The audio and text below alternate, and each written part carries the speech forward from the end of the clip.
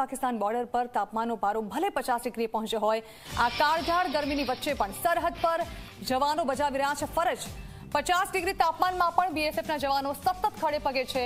આ ભીષણ ગરમીમાં પણ દેશના જવાનો પોતાની ફરજ નિભાવી રહ્યા છે। જેસલમેરમાં હીટસ્ટ્રોકથી બચવાની ચેતવણી આપવામાં આવી છે, ત્યારે જવાનોને લૂથી બચવાનો ઉપાય કરવાના નિર્દેશ આપવામાં આવ્યા છે। જવાનો દેશની આન બાન અને શાન કે જેઓ કોઈ પણ પરિસ્થિતિમાં, ચાહે ઠંડી હોય કે પછી ગરમી, તેઓ દેશની રક્ષા કરવા માટે સતત ખડે પગે બોર્ડર પર તૈનાત રહે છે।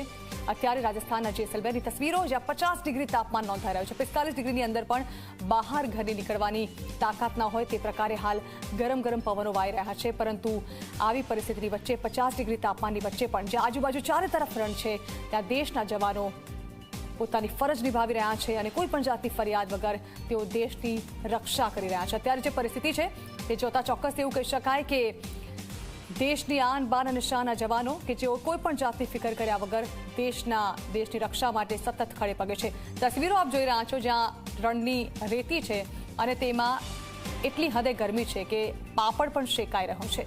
આ ગરમીની વચ્ચે જ્યાં આપણે ઘરની બહાર કારણ વગર નીકળવાનું ટાળીએ, ત્યારે આવી ગરમીની વચ્ચે જવાનો પોતાની ફરજ ચૂકતા નથી અને તેઓ બોર્ડર પર ફરજ નિભાવતા નજરે પડી રહ્યા છે। આવા જવાનોની આ ફરજ જે છે તેને લઈને 100 સલામ કરવાનું ચોક્કસથી મન થાય।